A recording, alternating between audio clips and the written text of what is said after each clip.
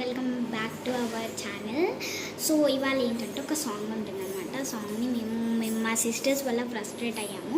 So you can release this song అనమాట. So అది మేము ఎలా అంటే వాళ్ళ వల్ల మేము ఎన్ని బాధలు పడాలని. Okay 3, 2, 1 go.